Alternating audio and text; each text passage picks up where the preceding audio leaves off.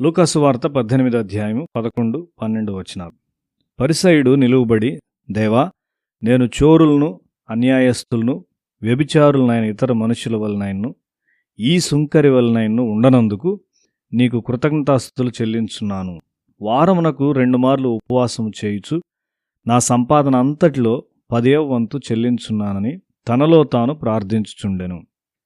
ఆత్మచేత నడిపించబడని, దేవుని చేత ఒప్పించబడని మనిషి ఈ విధంగానే ప్రార్థిస్తాడు. మనము ఇతరుల వైపు, ముఖ్యంగా దుష్టులైన ప్రజల వైపు చూడకూడదు. మనుషులందరూ అధమ స్థితిలో ఉన్నారు. 0 కంటే తక్కువగా ఉన్న మైనస్ సంఖ్యను చూచి 0 గర్వంగా భావించవచ్చు. కానీ అది ఎలాంటి గర్వమై ఉన్నది? మనము దేవుని యొక్క ప్రమాణములను చూడవలసి ఉన్నాము. ఇతరుల కంటే ఎక్కువగా మనలను మనం పైకెత్తుకుంటకు కారణము మనలో ఉన్నటువంటి దుష్ట స్వభావము.